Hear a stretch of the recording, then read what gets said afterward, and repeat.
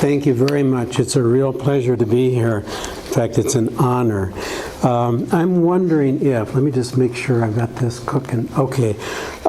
It may be wise, because every talk I give, golden section comes up. In fact, that is, my contention is we're hardwired for transformative experiences because of the very nature of the kind of fractalization, the geometry of all of nature, the cosmos, including us. And maybe the simplest way to do that is, first of all, just so we're all on the same page, because I know people have math phobia. And this is not going to be a big math lecture, but if I say a few things at the outset, I think it'll be helpful. So, logos is a Greek word that I know we oftentimes translate as verbum, or the word. In the beginning was the logos. Well, really in mathematics it means ratio. And ratio is relationship. And before there's ratio, all there is the one. And it's the biggest philosophical question there is how does the one become many? And it has to go through a process. Now, a division, a cut, or a multiplication, you can go either way. So ratio, let's just make sure we agree. If I hold up, you tend to read left to right. We could read right to left. But so if I have the ratio or relationship of 1 is to 1, or 1 divided by 1, obviously that's unity. If I hold up 2 fingers, and I'll make sure I hold it the right way here, 2 is to 1, or 1 is to 2, 1/2, same thing, you can write it as a fraction, or the ratio, say 3 is to 1. Now, the key is, how do we get analogous proportion? For example, we could say 4 is to 2 is as 2 is to 1. That would be proportion. The ratios must be equivalent. That's the catch. I could say 10 is to 5 is as 2 is to 1. That would be proportion, because those two ratios are equivalent. They're both double. Okay, now is there a way to cut a line such that you get proportion immediately? And the answer is yes. That's what's called a golden section. There's only one way to do it. Well, as we'll see, there's a couple ways. If I have a yardstick of 36 inches, and there's a reason we used to use yardsticks and not meters, and I hope that you may understand why it was significant. If I'm going to cut this in such a way that I get a golden cut, I can cut it over here, roughly there, or alternatively, I could cut it over here. So in that sense, there's two different ways. Plato in the Republic says, take a line, cut it unevenly.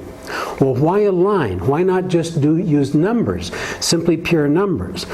Well, what we're going to discover is the answer involves incommensurable or irrational numbers.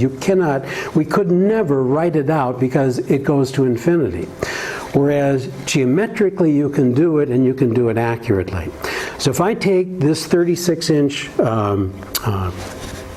yardstick, let's say that I did cut it into 2 equal parts. Let's just make sure we understand what I'm trying to say. The ratio of the whole yardstick to the 36 to the 18 inches would be simply what? 2 is to 1. Or if I reversed it, it would be 1/2. So 2 is to 1, and the two parts, however, would be 1 is to 1. 2 is to 1 and 1 is to 1 are not the same, so we're clear on that. However, the way it can be done is to golden cut it. What you end up with is 2 segments. One is 22¼ inches long. It's important to kind of think 22.25 inches. The shorter segment is 13 3/4 inches, or 13.75. The only reason I say it's important to think of 13.75 is because ultimately, I'm not sure how much will be in here on this particular item, but how many degrees are in a circle? 360.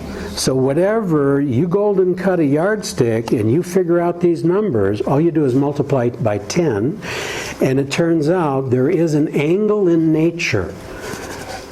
The genetic angle, in fact, they call it. It's 137.5 degrees, and that's universal. And plants tend, in what's called phyllotaxis, phyllo-leaf, taxis arrangement, the buds tend to come up at 137.5 degrees. Now I say tend, it can vary from that. Now if we golden cut this way, we have the original whole, and then we have the two parts. And what I want to suggest to you right away is, obviously, if this is 1, both of these pieces have to be less than 1. Fair enough. This ends up being 0.6180339, well, 0.618. We'll round it off. This one is approximately 0.382. This is to this in the same ratio as this is to that. And ultimately, and it's a little bit of a trick, and it's hard to grasp this immediately, so I'm saying this is 1, this is little, 0.618, that's 0.382. However, in terms of ratio, we want to think in terms of this is big phi, the greater. Think of this as 1.618. Think of this as 0.618, what we call the lesser, and this becomes the geometric mean between the two. The interesting thing is, this is the only numbers in which if you multiply them together, you get 1, and if you subtract the smaller piece from the whole, you end up with 1. The great mystery of the ancients was, what the heck is the second principle of Plato, which he got from the Pythagoreans, which they got from Eleusinian mysteries and the ancient Egyptians. It was called the indefinite dyad, the greater and the lesser. It turns out it's the golden ratio in its greater form, 1.618, and the lesser, 0.618, and then unity plays the role in between. This is the above, this is the below, Hermetic maxim, as above, so below, as below, so above, but you gotta have the geometric mean to bond them together. That's where the golden section comes in Plato's divided line. I know much of this is very abstract, esoteric, sounds like a bunch of foolishness almost, but I can assure you, this is the basis of all trinities. This is Brahma, this is Vishnu, this is Shiva. Father, Son, Holy Ghost, or Father, Mother, the two extremes, and the Son or the daughter in the middle. But this is necessary to bond the two extremes together. That's how nature actually works, is in this relationship. The other thing I want to show you very quickly here is this is a very simple golden calipers. And you see it's old and it's dilapidated, this original one. No matter how narrow or how wide I make it, and first of all, where it's rotating, that's the golden cut. Buddha, I'm going to tell you right now, Buddha found the middle path. Guess what? The middle is not in the center. This is the middle path of Siddhartha Gautama. But no matter how wide or narrow, as I said, so this relative to this, golden ratio. We also find with things like Fibonacci numbers, they are nature's whole number way of expressing the golden ratio. So many of you, how many of you are familiar with Fibonacci numbers? Maybe I should ask. Not too many? Well, yeah, you're not willing to admit it. They begin with 0, and then you have 1. Each new number becomes the sum of the previous two, so they go 0, 1, 0 plus 1 is 1, so it goes 0, 1, 1, 2, 3, 5, 8, 13, 21, 34, 55, 89. You look at the head of a sunflower, you may have 34 spirals going one way, 21 the other. If you take a full strand of DNA, 34 angstroms in length, 21 angstroms in width. It's all golden ratio. The whole universe, solar system, galaxies, human bodies, the quarks that make up the subatomic particles, golden ratios. Also, you get a couple of other logoi, root 2, root 3. Okay, I'm not going to try to snow you with mathematics, just trying to introduce a little bit of the ideas. So, the human body is a resonating sequence of golden ratios. If I take this and I measure the phalanges of the finger, so we'll see if you can see this. It's going to be hard in the back, and it's the bones, it's not the flesh. So if I take the narrow part of this and measure there, flip it over, hold it, I should be able to get the medial phalange in between. That's in golden ratio.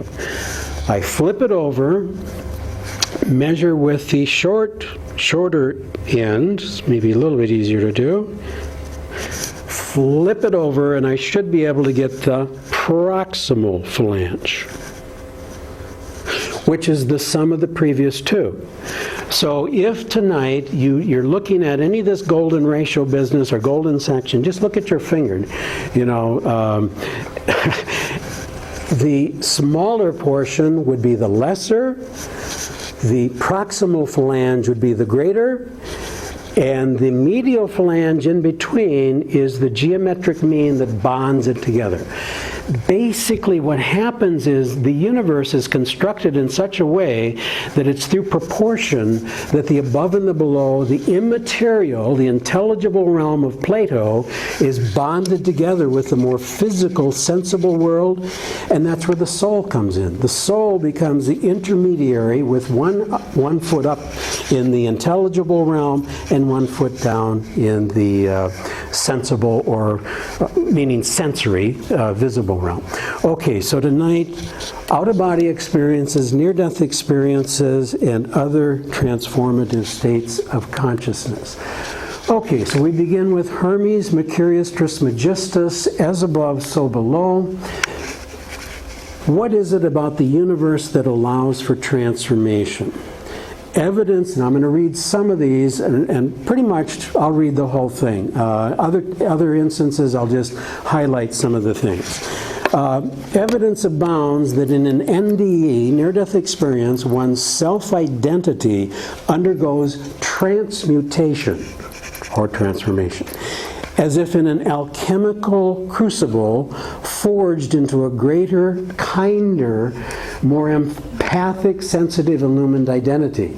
It is truly as if one dies to the old ego and is reborn into a higher and more expansive state of awareness, where physical and spiritual healing can also occur.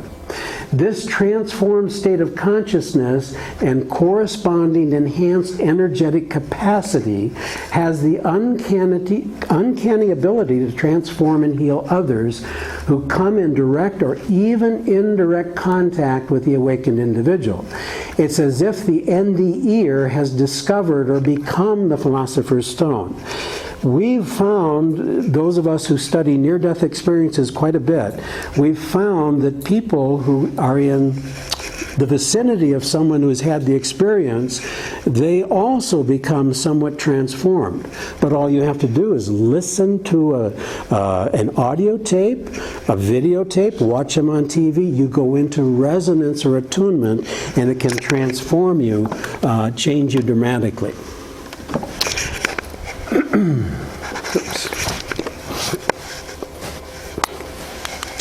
Okay, David Bohm maintained that the essential features of quantum mechanics, quantum interconnectedness, are that the whole universe is some way enfolded in each and everything, not just you and I, everything.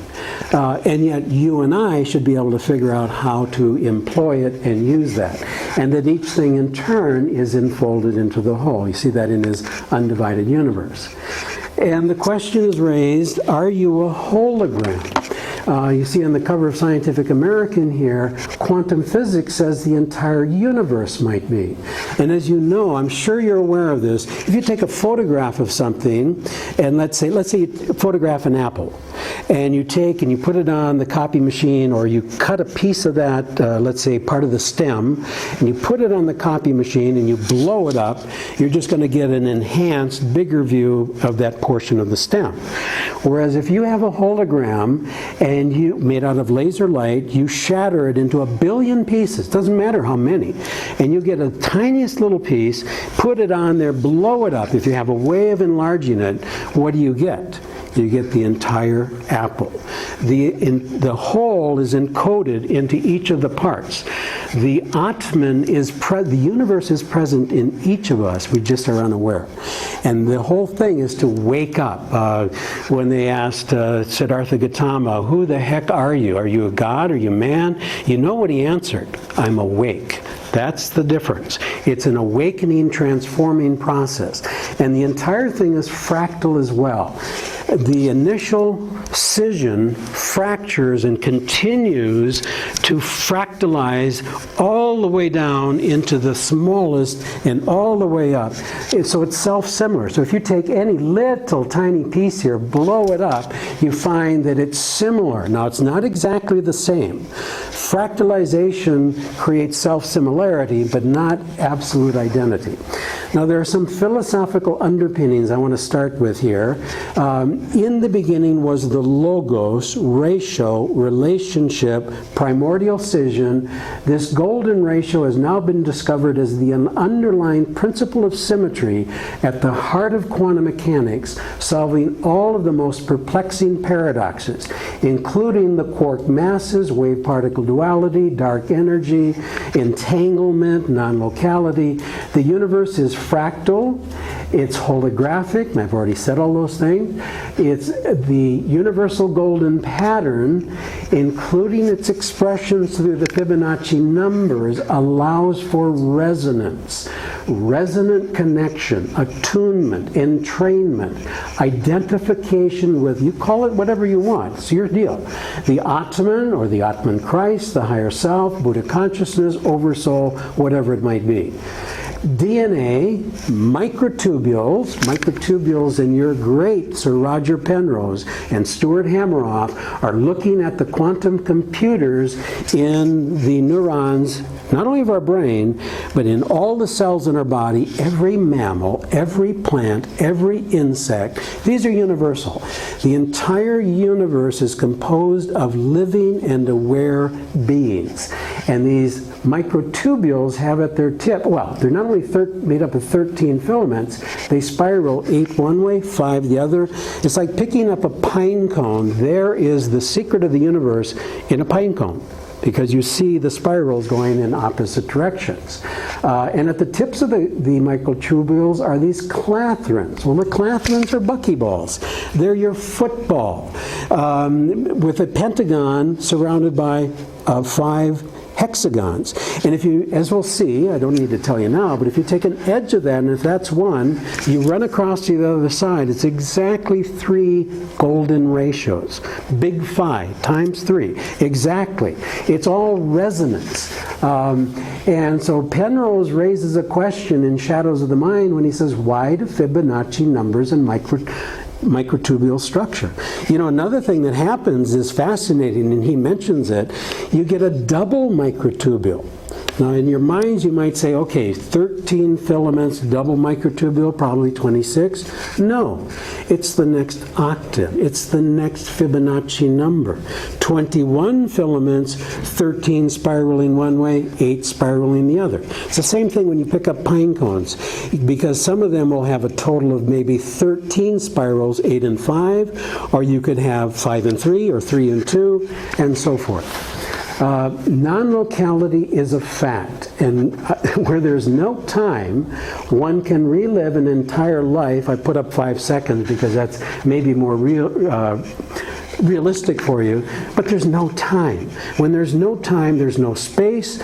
Everything is co-present, and oh my, how it can transform one. Experience of the eternal now can be overwhelming.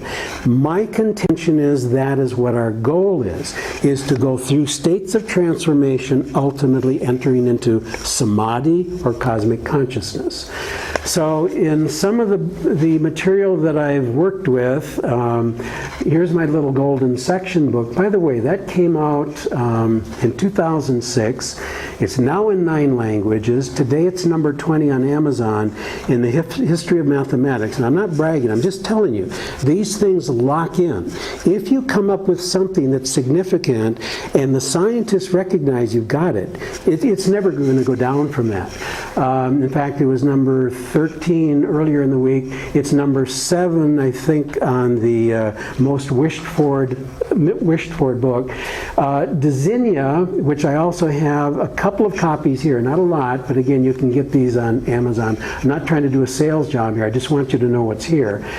This is composed of 6 wooden books. The last chapter is this book, Mathematics of Harmony. I helped, this is Alexei Stakov's book. I helped him, but this is really his book. Basically what he's saying is, Proclus actually maintained this, the mathematicians missed it.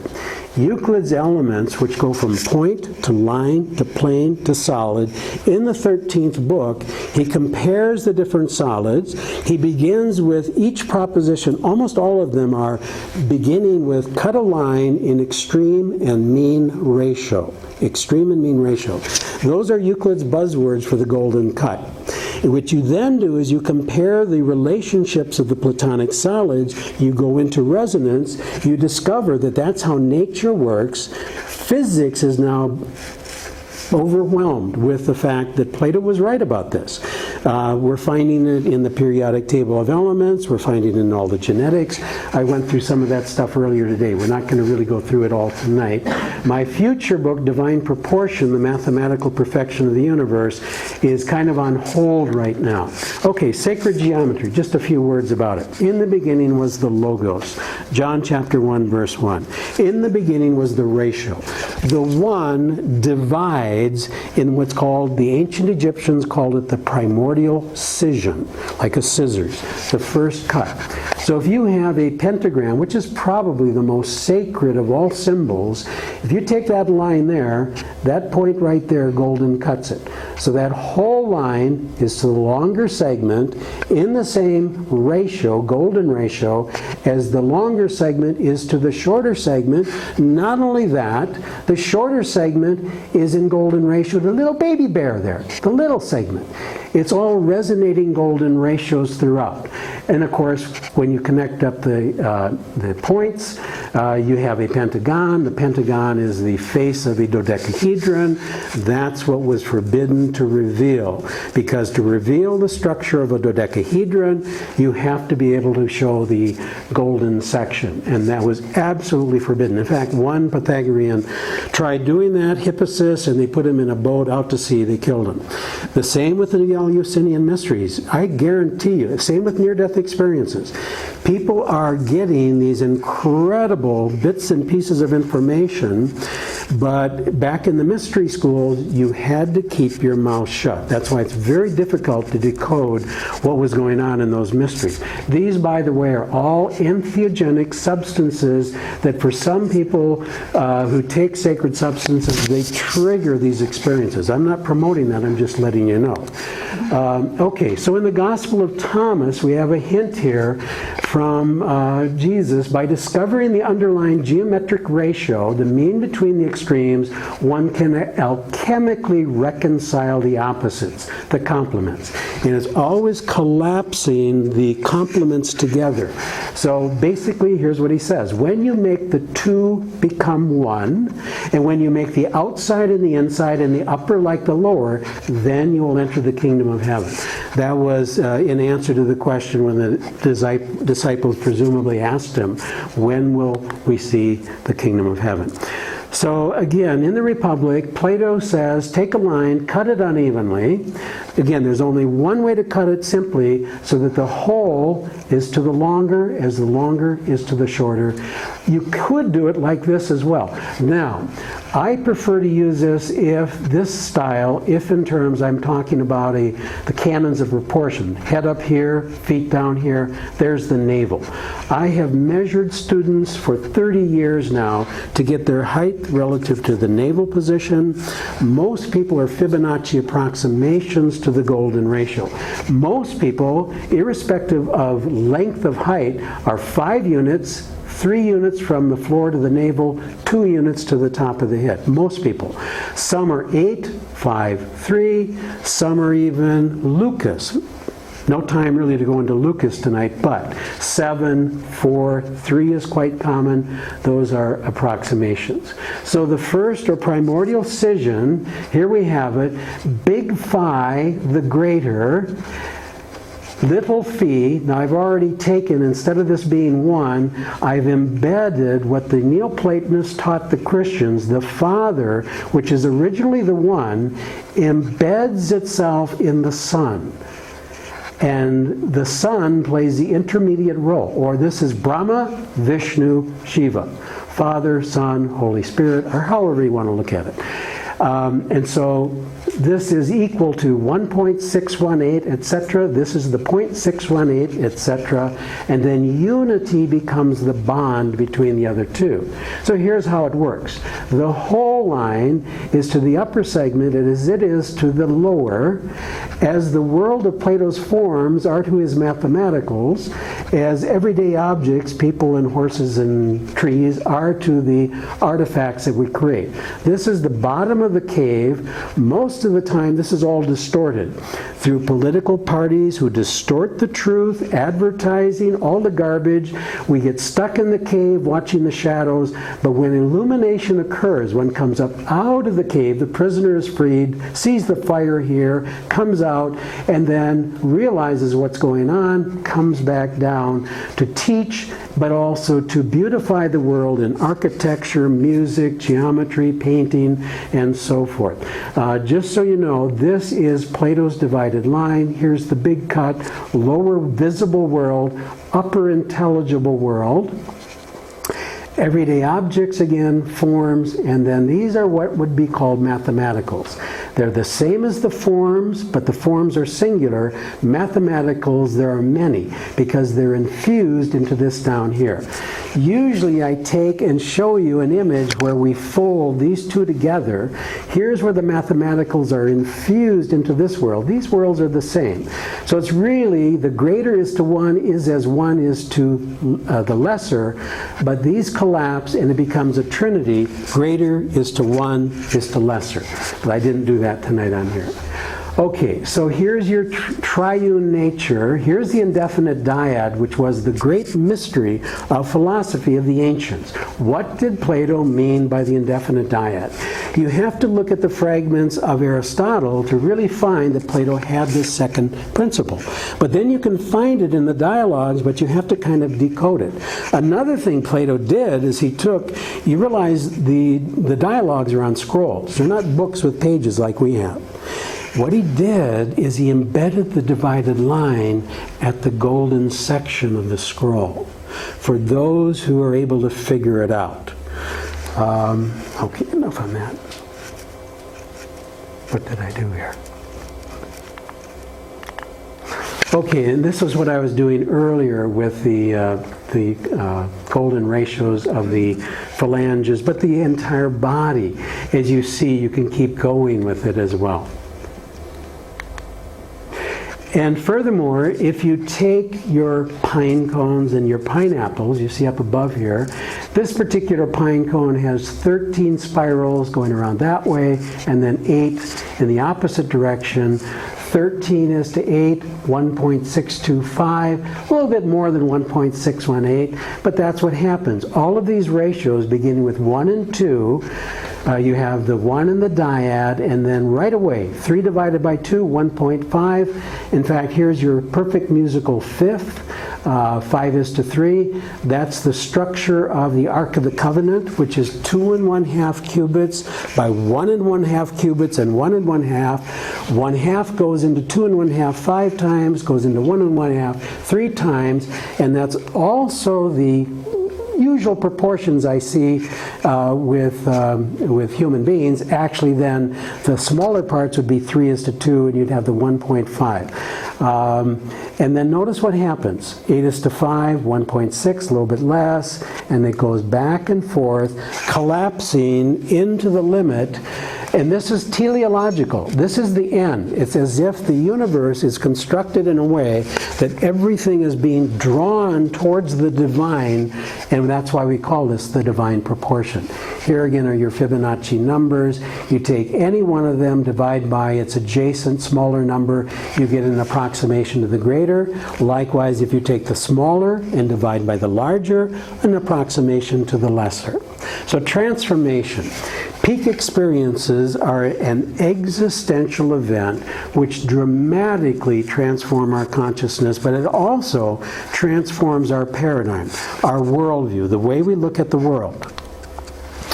Near-death experiences, initiations, and what I would call vision quests have many things in common. Vision quests are where you essentially are kind of doing it on your own or finding a technique of unfoldment, going off into the wilderness, fasting, no sleep, no food, isolation, and you tend to go into non-ordinary states of consciousness. Initiations, from my perspective, usually are done not by your choice. You prepare, you purify, but then if they want it to happen to you, it'll happen. With the exception of traveling to Eleusis or to the Egyptian mysteries, where they actually conducted the initiations, near-death experiences are very similar. What do they have in common? You'll find that visionary epiphany, divine showing forth, very intense light. After the experience, there's no fear of death. It's transformative. It is literally a transmutation in consciousness. Many are given a mathematical or geometric key to nature, and in a second or a moment you will see that Madame Petrovna Blavatsky makes it very clear in The Secret Doctrine that that is what was revealed in the initiation temples. And you find that today with near-death experiencers. I know some people that have never studied chemistry or physics. They come back. Now Adolf Sundin has over 100 patents in chemistry. He never studied it. Tom Sawyer, his real name, we'll see him later, he comes back. He knows Planck's equations. He knows all his mathematical formulas. He can explain Einstein's physics.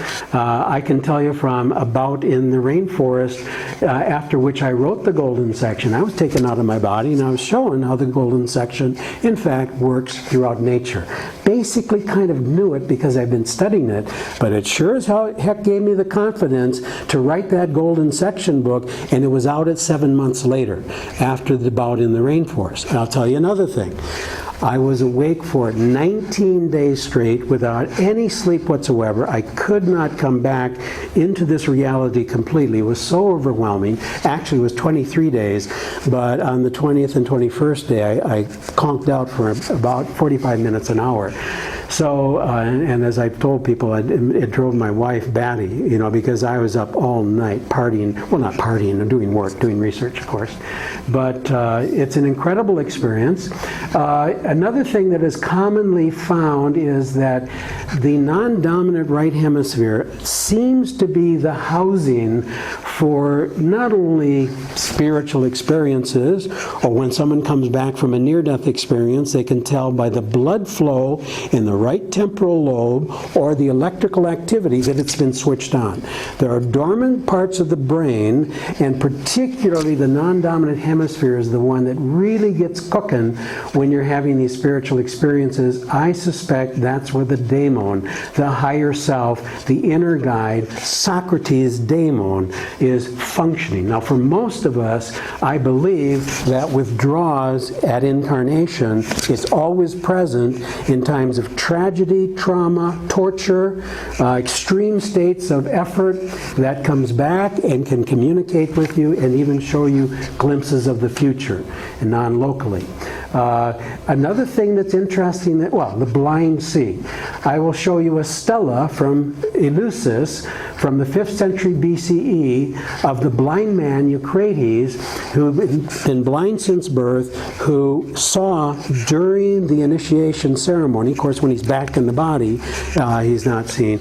But as Kenneth Ring has pointed out in his works, his writings, and his research, the blind, congenitally blind from birth, will see clearly, can report what they saw, not only in near-death experiences, even in mere out-of-body experiences. Another very interesting thing that happens is the respect for nature.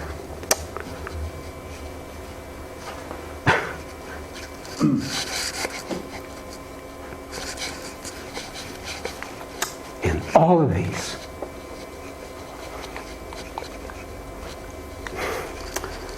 and the senses cross over in what's called, synesthesia. Just a second now. All of nature is alive, aware, and precious. So I take it that we're on a path, we're on a quest, and yes, we are looking for the Philosopher's Stone. We're looking for the Holy Grail, the pearl of great price. And I think we may have found it, and it's in the heart of not just quantum mechanics, in the roots of the founding of Theosophy. And we're on the verge, actually the Renaissance has already begun, despite all the crap that's happening in the world. So we're like these dahlias, that we're kind of closed, but we're about to open. And so the higher beings, the Maha-Atmas, the great souls, would be those who have opened, like these lotuses. And as they say in the Secret Doctrine or the Mahatma letters, they are the efflorescence of humanity. So oftentimes you'll see these images that are spiral. Nature pushes out as it grows and it spins at the same time and creates spirals. And that's universal. Fohat, the whole thing. Philo-taxis. So here we have William Blake's beautiful painting of Jacob's Ladder. And so in the end, I wrote the Golden Section book, took some of the pages, put them together, did a poster, went to Quantum Mind in Salzburg, Austria, which was run by Stuart Hameroff, the partner of Roger Penrose. You know, I used to think that the consciousness in life rides on the geometry, the mathematics of it. I don't think that anymore. It is actually the life in the consciousness. And as you're going to see, it's related to the human body, it's related to the DNA. The DNA, you take a cross-section of it, you realize you've got a decagon or decagram. You've got two pentagons linked together. It's all golden ratios. In fact, the nucleotides organize using golden ratios as well. You find it in the plant phyllotaxis. I'm not sure if I've got that in there or not, but let's just keep going on. Okay, so this is from Jeremy Narby, Intelligence in Nature. Until recently, rational observers dismissed as childish metaphor the animist belief of indigenous peoples regarding human kinship with nature. But now science shows us that our kinship with other species is literally true. Every living being, including the tiniest bacterium, is made of proteins built according to instructions in DNA and RNA molecules. Heredity between species is so extensive that 99% of mice genes are found in humans. We are all hybrid beings, resulting from countless transformations. Transformers, one and all. And I should comment a little bit about the DNA. For a long time, it's almost like the dark matter and dark energy, which makes up 95.5% of the universe. 95 and roughly percent of DNA has always been called junk DNA. Junk DNA because they didn't understand it. But that's where the great secrets reside. And it's all alchemy. It's all transformation. So here we have an ascent up, and the caduceus is one of the other very, very sacred symbols. This is one of Alex Gray's paintings from Chapel of Sacred Mirrors. But more often than not, you find this in mythology, it's a descent into the underworld. You die to the lower self to discover at the winter solstice. What you do is you take the zodiac, tip it upside down, you come from Cancer, the summer solstice, you descend down into the underworld, and it's at the winter solstice. That's where you come to the crossing point, and at Libra, where light and darkness are absolutely equal, then the death occurs. And darkness overcomes the light. It's all symbolic. And so Libra, Scorpio, and Sagittarius, Jubilee, Jubilo, Jubilum in Masonry, Slay, See, Hiram, barium under the acacia tree, winter solstice, the hero's journey, Joseph Campbell. You descend into the underworld, you discover the great truth, the pearl of great price, and you spend 3 days in the tomb, Capricorn, Aquarius, Pisces. You then are, I got to think about how you're looking at this, so we got to go this way, and you ascend up, and you come to the equinox, and the next thing you know, balance again, resurrection, all of the Easters and Easter bunnies, multiplying Fibonacci numbers everywhere. So here we have Theseus coming up from the dragon, and here's Athena, goddess of wisdom, as he comes up. And you see, I was writing on alchemy back in the mid-70s.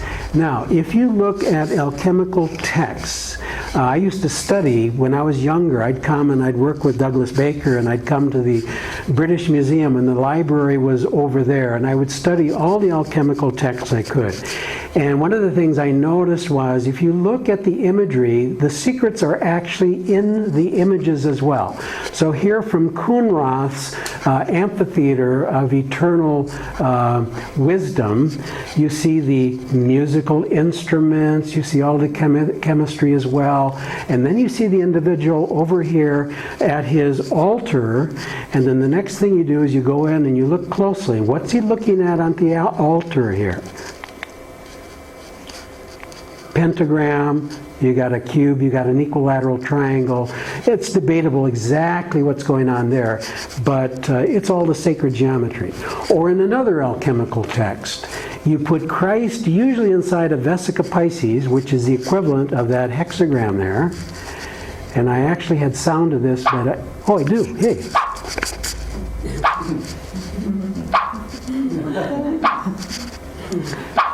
And you see what's on top here. Here's Mercury, which on the cross of the four elements, the sun and the moon are joined together, crucified on the four elements. And then you have your sulfur and your salt. But look what the tincture is.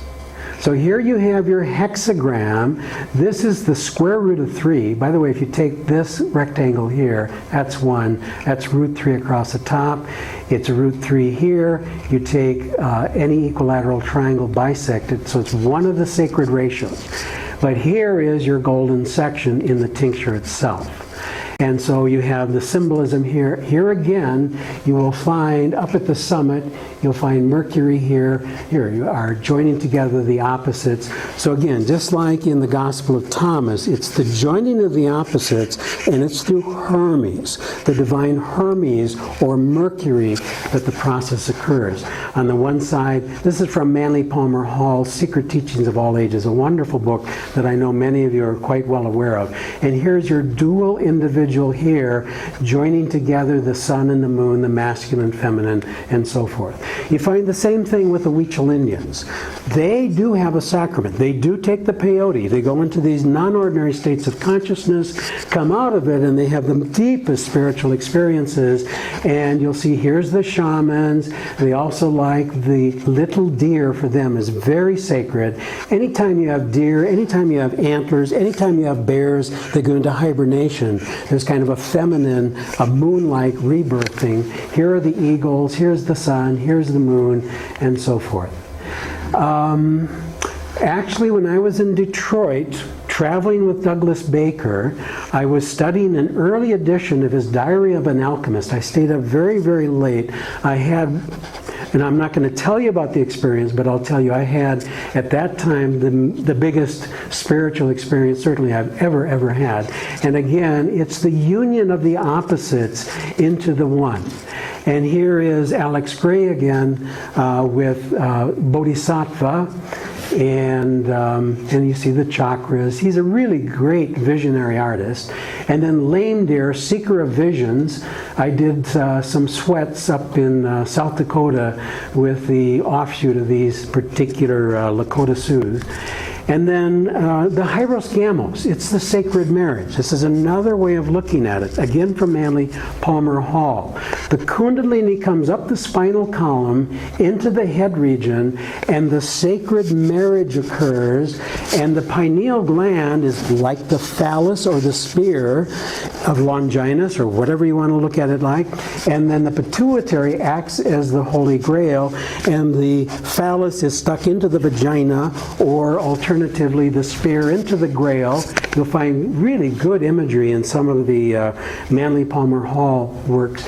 And here they were wise enough to put our pentagram as well, and a helmet. Here you've got Athena, but also the uraeus that you find with the ancient Egyptians, and the opening of inner vision, and the great C.W. Leadbeater. Yes, I know all of the other issues, but probably the greatest clairvoyant of all time, other than the Mahatmas, not a Mahatma, his studies on occult chemistry are some of the best things you can possibly find.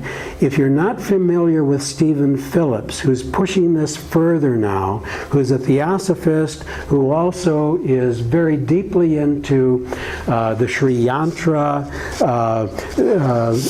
the subatomic physics, incredible genius that you have right here in your country, I would recommend taking a look at his work, because it's an extension of what Leadbeater actually discovered. But again, here is the unfoldment. This is the kind of homo luminous that I was talking about. If you're going to get it, it will be either at the front end, what I call a near-birth experience, or perinatal experience. Now, there have been enough people who have had that experience, and memories of birth, past life, in between lives, all kinds of, I mean, it's amazing. Or you'll get it at the tail end in a deathbed vision, used to be the old name. They got different names today, approaching death experiences, or in between, initiation, near-death experience, or you go on some type of vision quest and induce it yourself. Anamnesis. Plato said that learning is remembrance, and that birth is a forgetting. And I think he's correct. That we have, it's almost like waking up from a dream. And I've been having incredible dreams here, and every time I wake up, I kick myself for not really focusing and making sure I draw it back in. But it's so easy to forget once you're embodied. Anamnesis, non-amnesia. If you take amnesia and you put an alpha privative in front of it, and because it begins with an alpha, you have to do an, you have to an. That's what that means, is reminiscence or remembrance. Well, okay, I didn't know if I was going to have the guts to do it. Okay, this is me as a child.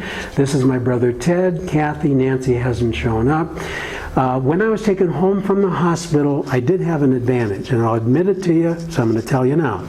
I was aware, but I was more aware than I am now. And I was floating, my father's a minister, I'm floating above the church, I'm watching them carry me from the car into the house, oh no, here we go again, was really my attitude. And then as they got to the threshold of the door, I blanked out. And then, of course, I had the early memories of childhood, then a series of experiences, including having tonsils taken out, ether. Ether created the same kind of experience. I reconnected. Then I was accidentally run over by my father, just about killed, and these things helped me remember more fully what in fact was happening. And my parents challenged me on this, and I told them, listen, see, when I was born in 1949, they got a blue Pontiac. That's the only car that I ever knew, the 49 blue Pontiac. But I told them I was not in the blue Pontiac when they took me out. I described the old black Ford, and they just about fell off their chairs, because when my father brought me home, it was in the old black Ford. Here is my mentor, Dr. Douglas Baker. We're in Cape Town, South Africa, and we're at one of his international festivals. I miss him dearly. Wise, wise individual. He's the one who turned me on to ancient wisdom, Madame Helena Petrovna Blavatsky, secret doctrine. And I'd already been interested in Plato, but when I read her, I realized Plato is the world's interpreter. She doesn't say one of. She says Plato is the world's interpreter, period.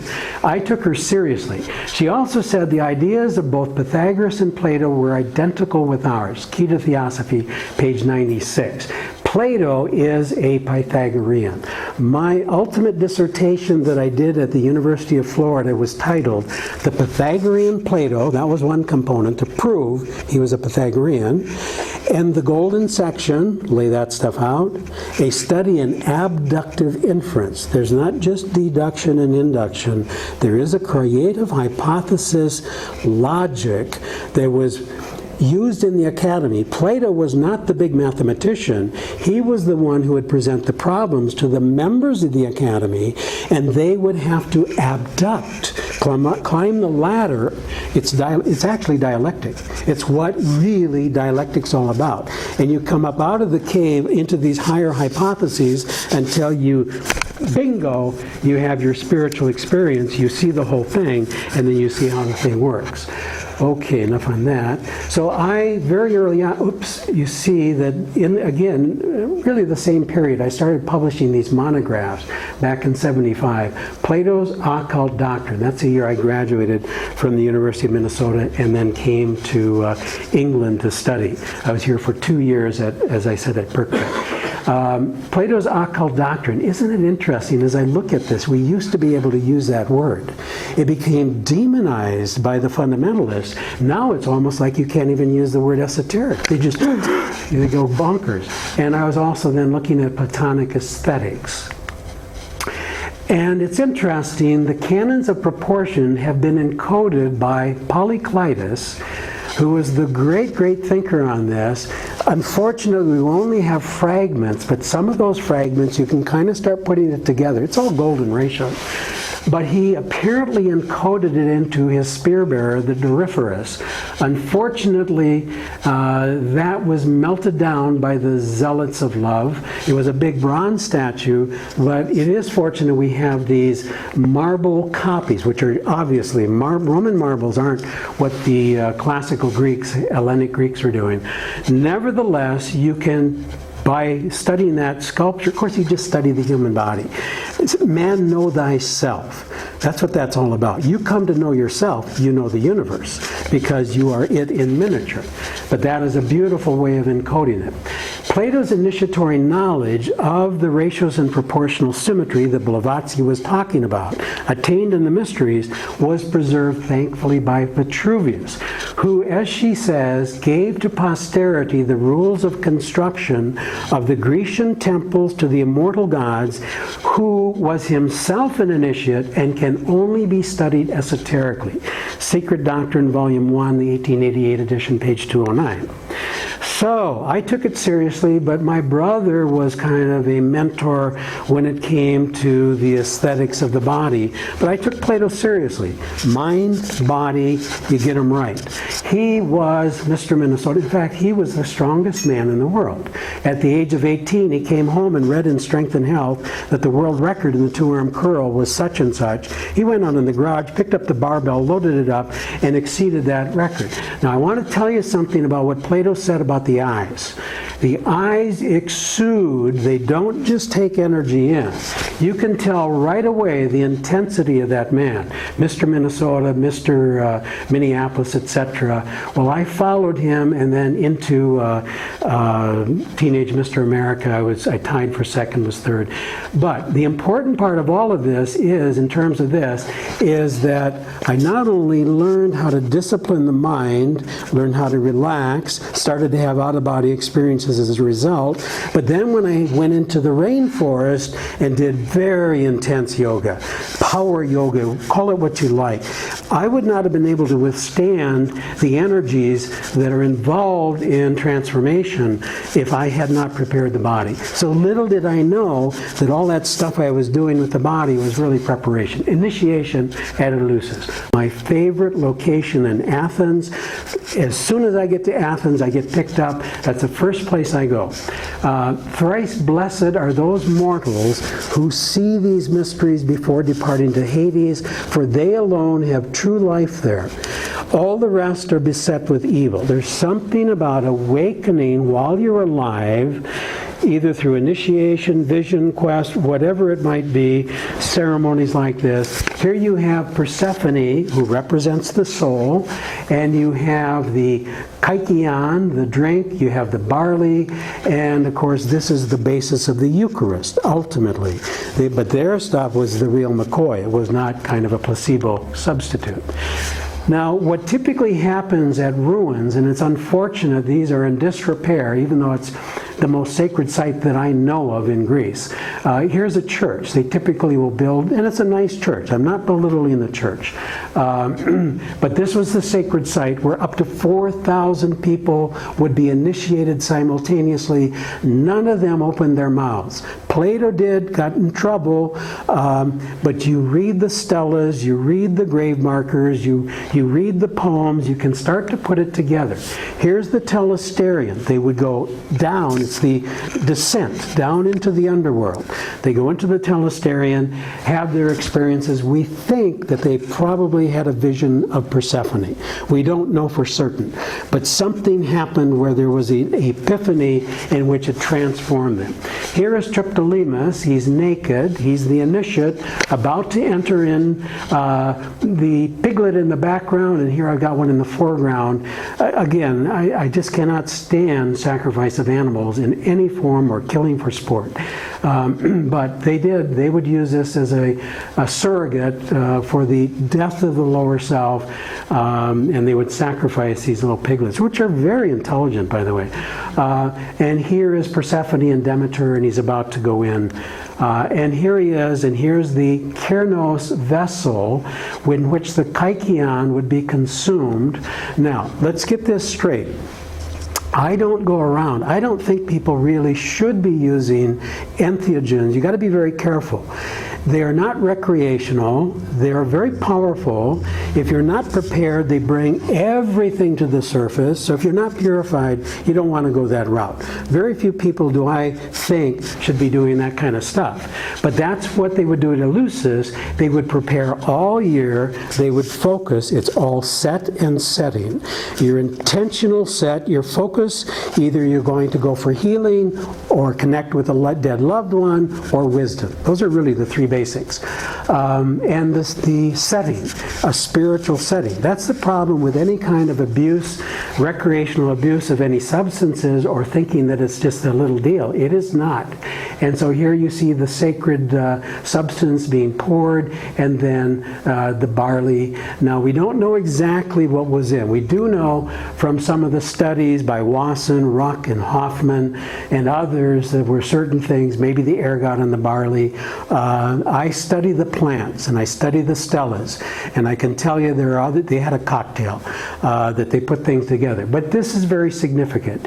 Here is Triptolemus, here is Hermes, Caduceus, leading him. And you know Hermes takes us into the underworld. And here's a Dionysian satyr, and here you see the wine, and those are not little smurfs going into the wine, so you can think about that for a moment. Okay, now here's the stela that is there at Eleusis today. The Eleusinian vision was something that, this is a quote from Karl Ruck, Sacred Mushrooms of the Goddess. Ruck also worked with Hoffman and Olsen. Olsen is the one who tried to figure out what is the soma. Now, if you think I'm saying something scandalous, read your Secret Doctrine. Read H.P. Blavatsky and look up soma. So you'll see what I'm talking about. In these ancient mysteries, that was part of it. And what people are doing today is basically the same thing, even though they're different plants that are being used. But here's the point. Even a blind man could see. A painted marble votive plaque of the 5th century BCE found in the excavation of the Telesterion dedicated to Demeter. You have Eucrates, blind man, who without eyes saw the goddess. Over the inscription you see the blind eyes and the goddess and so forth. Now, how do I come to know these things? It's not just traveling to Eleusis. I get everything I can get my hands on. This is a huge, I think it's 3-volume, from the Archaeological Society at Athens. And fortunately, much of it is translated into English. You see Eleusis, the inscriptions on the stones. This volume is the commentary. These are big, heavy. They were difficult even to bring back in the luggage from the sanctuary of the two goddesses. So here is Olsen, Hoffman, who discovered LSD, of course, which is very close to the ergot that many think is in there.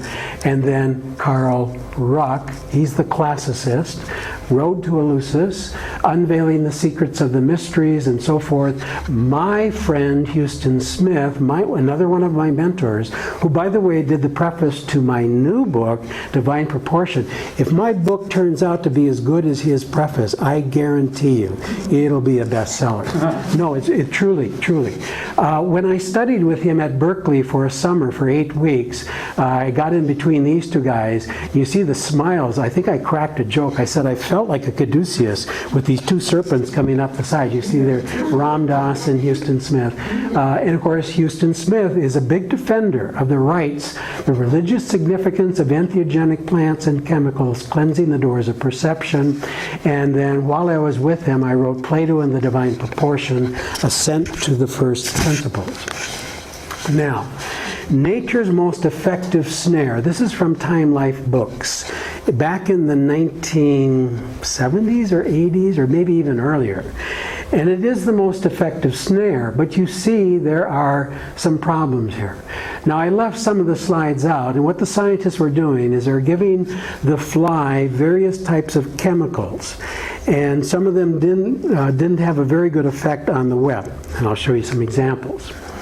So, caffeine. Now, we think that we're doing better, don't we, with caffeine? Well, it sure did not help the spider. If I were a fly, I'd love this. Or the Mickey Finn knocks him out after a little bit, probably dreams that he's doing this. Now, this is a little different.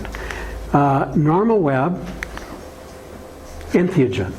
Now, before I go on about any kind of entheogens, because this is not a talk about that, the human body already creates that dimethyltryptamine. There are friends of mine who produce endogenous dimethyltryptamine. They don't take any kind of substance. They, through and that's what I've done too, by the way, is through intensity and focus and concentration in extreme athletics, there is a way to do it. But I want you to look at those two webs, and you're going to see that a lot of the gaps have been closed down. And the scientists, not me, they say when the spider has been given the entheogen, they actually concentrate so hard they improve nature's nature's natural web. That's not me talking, that's a scientist. So the Egyptian mysteries. And so we have these images of coming out of the body, whether it's the Ba or the Ka. And so when I was in Egypt, and I couldn't help myself, my wife keeps telling me, yeah, you're eyeballing her, weren't you? Because I keep telling people I was looking at this, and she thinks I was looking at her. But I assure you I wasn't. And I jump in, next thing you know, I'm up on top. Of course, obviously I had to climb the bugger, had to pay off the guards. Now it's difficult to do today. By the way, the day I was up on top, and this is what it looks like, the view from the top, Khafre's pyramid next to it. The day I was on top, believe it or not, was the day that Saddam Hussein he'd invaded Kuwait, and because the Egyptians had sided with the U.S. in Kuwait, he had threatened to bomb the monuments of Egypt. I'd probably been the first one. I'd probably been up there waving as the planes go over and the bombs start dropping. Thank heavens he didn't do it. While I'm at it, by the way, those are the casing stones. They've been stripped off to build Cairo, but it'd be very difficult to climb this one. But notice those indentations. This is a side comment. Whatever capstone they used, it obviously would lock in to those casing stones. So now we come to Madame Blavatsky. Most significantly, and I'm paraphrasing here at the beginning, but I know exactly what she's talking about. It is golden proportional symmetry that she's talking about. She's talking about proportion and symmetry. Was revealed in the ancient initiations passed down, as she says, by the highest of the fourth root race. Okay, the adepts of the fourth root race. And it is within this initiatory tradition of the mysteries that, quote, now these are her italics. Yes, underlined, I colored, but she emphasizes this, and she means what she's saying. All the rules of proportion are those taught anciently at initiations, and one should acquaint himself or oneself with the truly divine art and understand the deep esoteric significance hidden in every rule and law of proportion. Page 208 of Volume 1. Earlier today, I spent a bit of time going through the roots of the founding of the Theosophical Society, which occurred after George Henry Felt gave a lecture on canons of proportion, Kabbalistic, Egyptian, Greek, etc. He became one of the two first vice presidents. Right after the lecture, Alcott turns to Blavatsky. We need to start an organization in which we capture these types of lectures, like we're doing right now, and reveal it to the people. But the other thing is, and she agreed, and shortly thereafter the TS was formed. He didn't finish up with the lectures. There's a problem. Problem is he was also able apparently to invoke the elementals using this mathematics. And eventually he refused to do that. But in a scrapbook, let me just tell you, and I've got the place and the site, Madame Blavatsky put a note that he did it in the front of 9 people. I've read his letters. He was not about to bandy about exoterically these inner things that he had discovered. Now this is the real essence of the Great Pyramid. It is that structure right there. That is the height of the Great Pyramid. When the capstone on, it's the square root of the golden ratio, the greater. Unity from the center out to the surface, or 1/2 of its length, and then the apothem. That's where the greater comes in. 1.618 relative to this one. It's big phi, the greater. Then you find, for example, at Luxor, you find Horus and Seth, of all, binding the plants of the north and south together, joining the complements, joining the opposites, yin and yang together. Vision, quest, and intense effort. Okay, here is a journey into the rainforest. Here's a location, a tambo, that I hung out at. Here I'm working on the golden section book that's on the table here. Here I'd take these this is a tiny little plant. I would mark it with a pen, section it off, watch how it unfolded, break it apart, and actually I made some discoveries that have not been published. I've never published them, not even in the new book, how the whole thing works. And in addition, this is Thumos, Dalai Lama's secret temple on an island. Here's the Kundalini, the fire, but I worked with plant spirits, yes I did, most of them for regeneration, anti-tumors, anti-cancer, but also there's one that I worked with, and that's not a happy face here, I can assure you. That is, what you do is you get as cold as you possibly can, jump in the coldest water, and then you stay there. Then your body, the spirit, brings you back and then heats you up. They cover you with blankets. They make you as hot as you possibly can be. You get cold, hot, back and forth, and then you find the geometric mean. Your body adjusts, much like people in the Himalayas who have to learn how to heat up the body when they douse them with water, send them out in the cold. They have to heat up the body so they don't freeze to death. It's the same kind of thing.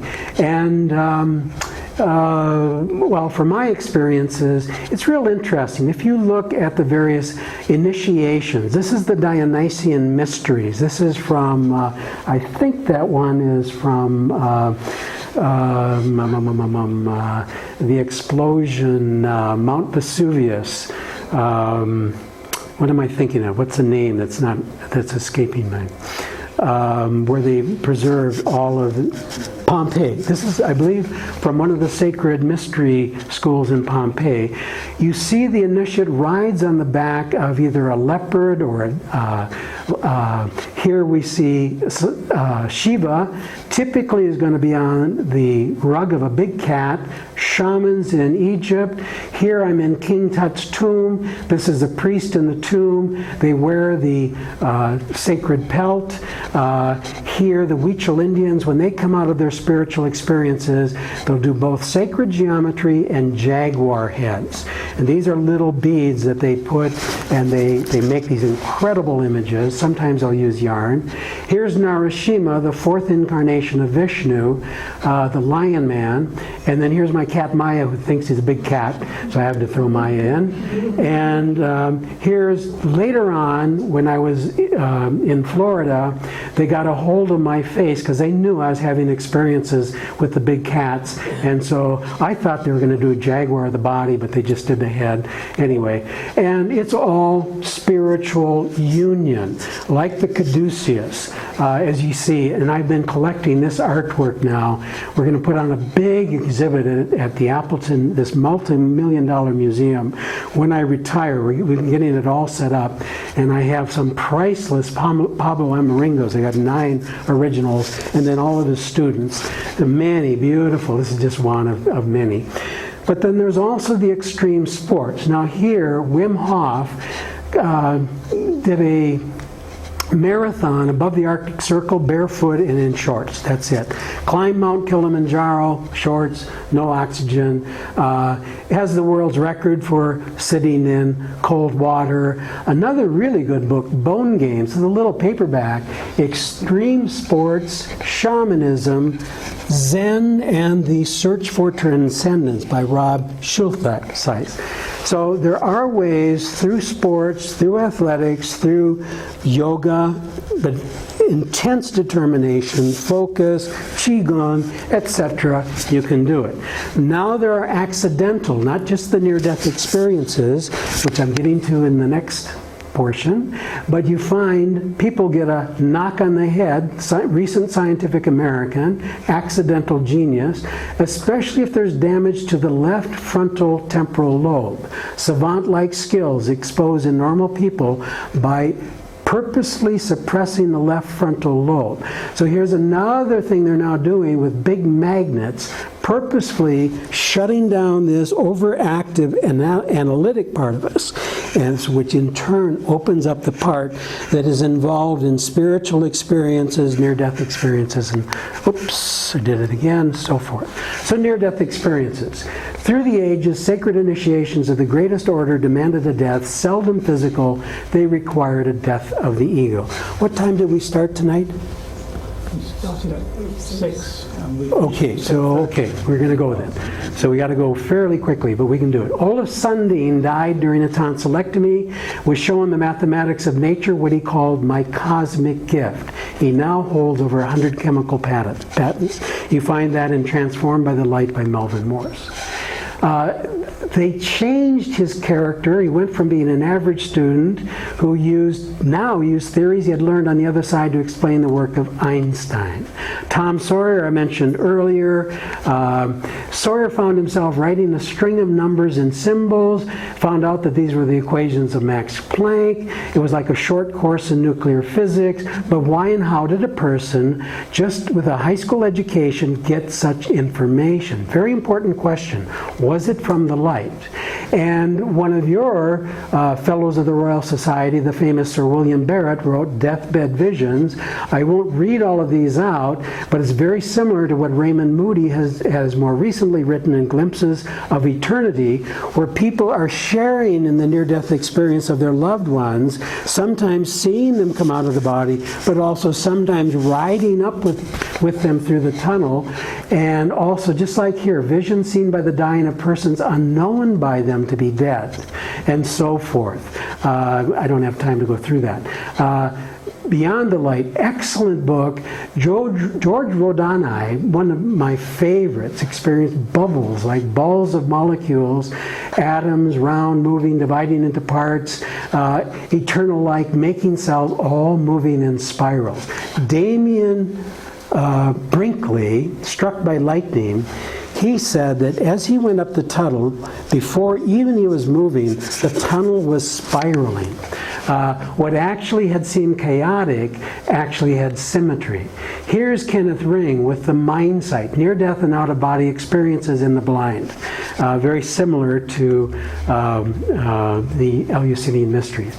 This is Atwater's book. It's really kind of out of sync here, but it's very interesting. Computer equipment acts strangely. 1 in 5 people who've had a near-death experience. I've seen people walk along lights, and the lights will either dim or they'll go on as they're passing. I had a student who had been struck by lightning. He couldn't use a computer anymore. It just was impossible. Animals and children often react strongly, either in a very positive or sometimes 2/3 of the cases, and so forth, but you can see it. Pim van Lommel, he's the best that I've found on research into near-death experiences, consciousness beyond life. He discusses Hamrose and Penrose's suggestion that microtubules inside the neurons initiate these self-organizing patterns and explain this transformation in consciousness. Kurika gave me permission to use her painting. You'll see in the center here the Shriyantra. If you look closely, you'll find an icosahedron. If the edge of that is 1, the distance across is exactly the greater, big phi. That's a golden rectangle, the same thing I have in the cover of my book. Now, we got to do this quickly. We've got about, what, 5 minutes? Okay. Basically, you have people in great pain, and then suddenly they're in a state of peace. Out-of-body experience is very typical. Tunnel, again, typical. Brinkley, it was spiraling. Predeceased relatives, you recognize your relatives on the way. Being of light, surrounded by beautiful flowers, lovely colors, virtually indescribable. Identification may depend upon prior belief. So, who that being of light becomes, very much like observing a wave that becomes a particle, it does have bearing what our beliefs are, Christ for Christians, Kwanon for Shinto, but normally a being of light. Life review, I've starred the ones that are really important. Every thought, word, deed, doing it, watching it, looking around, experiencing what's happening from the other person's perspective. Tom Sawyer beat the crap out of this one guy who bumped into him once with his car, who was drunk, and he realized later during his near-death experience, I can't even tell you. But You experience what you do to others, and then what they do to others. It's incredible. You can't escape it. And so you get these very empathic life overviews. Reluctance to return, but each life appears to have a purpose, and there's a transformation of consciousness. Psychic abilities, knowledge of physics and chemistry. Rodane was dead for 3 days. He was in the morgue. They cut him open. They're doing the autopsy. He feels himself pushed back into the body. He's one of the more incredible experiencers. They're very much like initiations, vision quests, and various stages approaching cosmic consciousness. Our ultimate goal may be, in fact, illumination, homoluminosity, not Homo sapien. I've already talked about respect for all life. Consciousness appears to survive death. 3 things I brought back from my experiences recently in the rainforest that the future Buddha is going to teach. And I'm not the Buddha, but they gave me a glimpse of what's going to be. We already know the golden rule, but we don't practice it. All major religions have either the golden or the silver rule. Don't do good things, but don't do bad things. Active, passive, yang, yin. Very simple. Third one's biggie. Non-violence towards all living things. The reason there's terrorism in the world right now is because it's okay for us to kill other creatures because we don't think they're aware, that they have perception of the future, regret from the past. Read your scientific journals. We're now finding rats have regret. I mean, there's all kinds of stuff with the animals. I'm not saying you can't kill your rat, but be careful about the pet mice. And there's a story I'll tell you at the break when we have questions about the worker here. Resonance. Atoms are called vibrations in occultism by Madame Blavatsky, Rupert Sheldrake, dogs that know when their owners are coming home. Here are some very important books: Radin's Entangled Minds, Radin's Supernormal. This is a biggie. Chris Bache's The Living Classroom, Human Antenna, New Scientist, The Zone, Synced by Strogatz. We now know that when people play, for example, jazz, this is all about their brain waves going into synchrony. It's all resonance. It's all harmony. Here we're up in Peru with the Caro Indians, and we're reintroducing the whistling vessels from David Feidler's Jesus Christ, Son of God.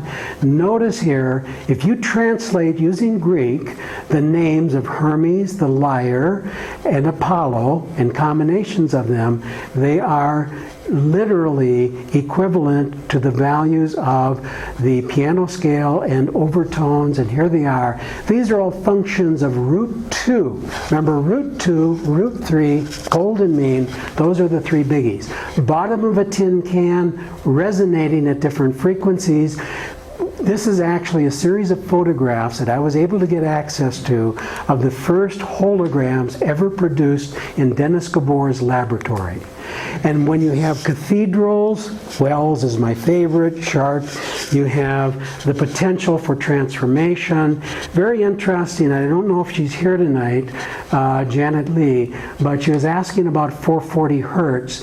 Well, here's what's interesting about 432 hertz, and the instruments found in Egypt and in the Eleusinian mysteries, ratios and states of consciousness, human bodies like a tuning fork. And we go into coherence. I'm just going to summarize this. Yoga, focus, intention, and will. Transformation and consciousness and raising the energies. Same thing with the Chinese and the Tao. Samadhi is the goal. Omniscience, omnipotence, omnipresence, light, and ecstasy. Edgar Mitchell has a transformative samadhi experience on the way back from the moon.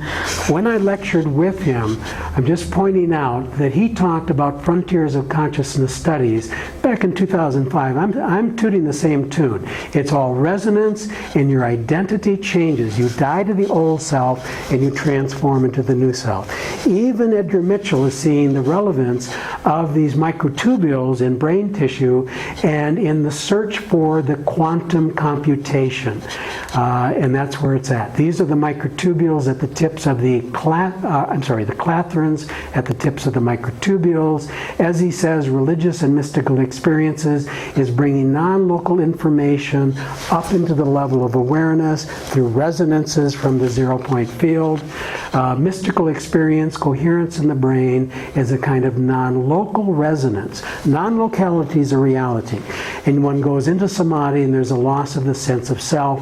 Homo luminous is the goal, and we are hardwired for transformation. We are like stem cells where we have a purpose to unfold ourselves, and so it's a cauldron of transformation, as you see in this painting by Alfredo Zagacita, and thank you very, very much.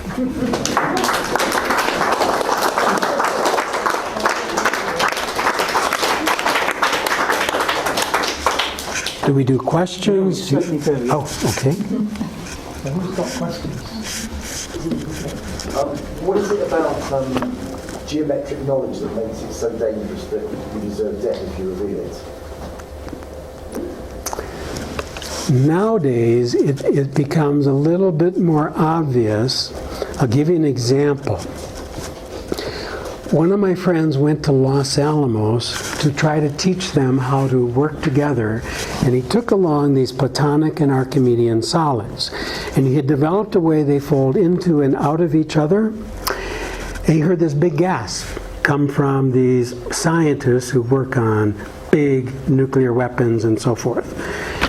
They thought that he had accessed the most secret, highly classified information. The way up, as Heraclitus says, and the way down are one and the same. Creative processes, if you learn them and understand them, you also know how the destructive processes work as well. Now, back then, all I can tell you about the numbers is that as you proceed up out of the cave into the light, you would think that things become more complicated. They don't. They become more simple. Some people are not prepared to get the big guns, to get the knowledge. They'll abuse it. They'll misuse it. Today, people will misuse the kind of stuff I've been showing here, not so much tonight, but more this afternoon, in advertising. They'll use pornography, and they'll use gold and rate. They'll do all kinds of stuff. There's distortion, misuse, and so and knowledge about the inner life and the afterlife. Apparently, that was considered not to be revealed. You find the same thing even with the initiates. You do find the Mahatmas trying to reveal things, but they don't tell us the big stuff. They tell us what they can and they feel that we're capable of. That's the best I can do, but I do know that that was absolutely forbidden amongst the Eleusinian mysteries. The reason Socrates got away with it is he was not an initiate, and he was able to take the knowledge from his daemon, which was giving the same stuff, and then he would reveal it. They found a way to kill him anyway. Plato almost got it. They almost did him in. But in the 7th letter, that's where he defended himself and said, I've never given the great truths out. In reality, he had. But he found a way to embed them secretly. In the Timaeus, he does not tell you how to build the dodecahedron because that was forbidden. Because to do it, you'd have to reveal golden ratio. There's something about the golden cut that leads to abilities, perhaps, I'm not sure. If you meditate, okay, I'll give you a clue. Take the head of a sunflower or a pine cone, focus, there it is. And it can bring you into higher states of consciousness. Best I can do. Still inadequate, sorry. Yes, sir. If you find yourself out of the body for whatever reason, have you got some command? Can you do healing on it? Can you spy on the astral plane as some people have suggested? And also, if you find yourself going through that tunnel of light, having a near-death experience or actually knowing that you're dying, have you got any control on what you do? And when you meet relatives or whatever, angels of light, you have a choice to go... Very, very, very good. Excellent question. Okay. When people are out of body, typically in near-death experiences, and my experiences, usually I wasn't going to transcendent realms. I was in the room in which I occupied on the 7th floor of initially a 7th floor of a 14-floor dormitory. And when I first came out, I didn't expect it. I had tried and tried and tried, but then the body got exhausted, mind stayed alert, noticed I could see the stucco in the ceiling, even though my eyes were closed, came out, floated towards the wall, knew I should be able to go through the wall, had a mental block, stayed, and for the longest time, I learned how to have out-of-body experiences virtually at will. But I could never get through the darn wall until later on.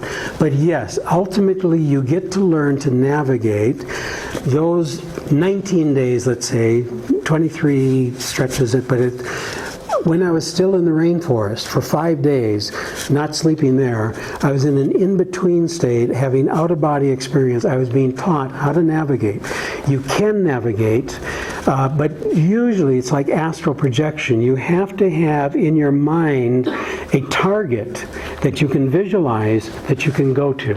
Oftentimes, I have found if you're out there and you don't know what you're going to do, you snap back in very rapidly, especially if your darn roommate and his friends will bang on your door, even though you put a sign up said, "I'm working, don't come." Okay, in the tunnel, one of the ladies going through the tunnel once said, "Yeah, I saw the gray areas on the side." Probably not such very high states, but she kept going. She chose to keep going. You can choose. Many try to choose to stay on the other side, but they're oftentimes told they must go back. One of the most famous one, Pam Reynolds, who they did put her on Operation Standstill and drained all the blood out of her head, and she was dead as a doornail and came out. Very famous case. She didn't want to come back, but her uncle, who had taught her how to play the guitar, brought her back, said, "Just pretend like you're jiving in the pool." And she said, "No." He said, "What about the children?" "Oh, I think they'll take care of themselves." And he gave her a push. And she admits that she's finally been about ready to forgive him for that. But yes, you can in fact navigate, but that's part of the trick, is to figure out how to do that. I hope I answered most of what you asked. Do you need to protect yourself as well from whatever negative? The biggest protection, quite honestly, is not to allow fear to enter in. That's easier said than done. The moment fear comes in, it becomes magnified.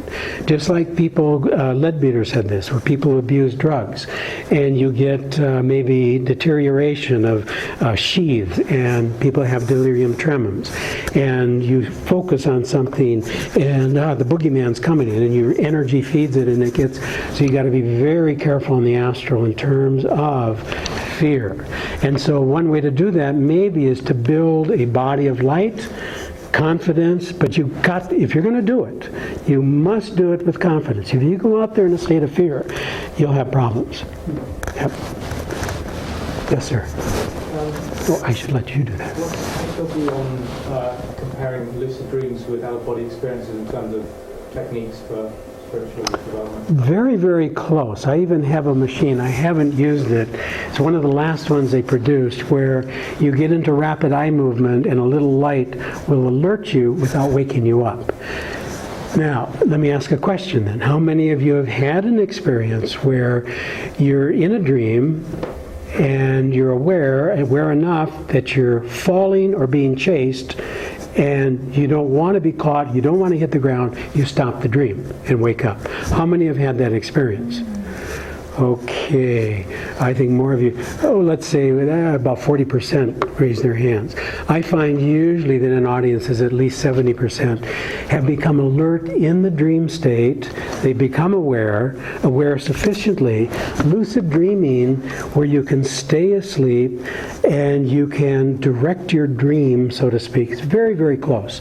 The moment you can become conscious in the dream state, you're very close to having a legitimate out-of-body experience. To try to define the difference, I'm not really, to be honest, qualified.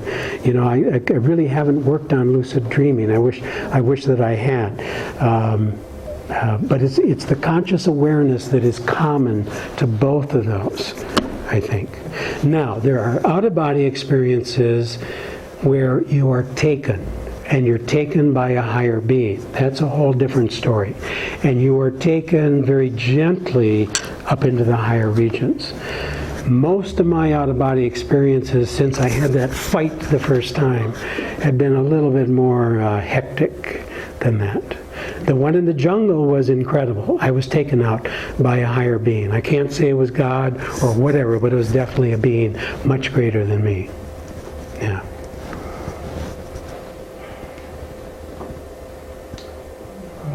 Okay, I think you've blown our mind. Can I just say one thing real quickly in terms of the books? Again, I'm not here to try to sell or make money. I'm just trying to get things out if you're interested. So on the table over there on the far left, let me just look.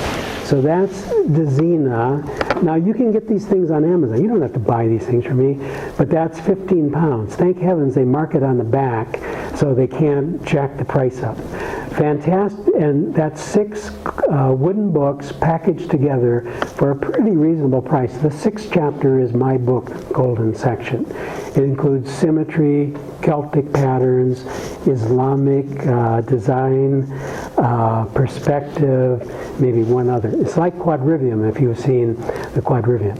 Fantastic Geometry is simply a compilation of woodcuts, Kepler, Da Vinci, Dürer, but then a whole bunch of more obscure figures you normally won't find. But there again, you can get that. That is 13 pounds. Golden Section, I just have a couple of the hardcovers left that I brought from the U.S., 9 pounds. And then the little Golden Section, again, you can get these here. I'll try to leave something, by the way. Well, I guess I'm running out. I was going to say I'd leave some with Barry. But again, you can get these things on the internet, and sometimes you can even get them for less. The only thing you don't get is my little John Hancock, which means nothing. Again, Scott, and another warm round of applause. Oh, thank you very much. Thank you.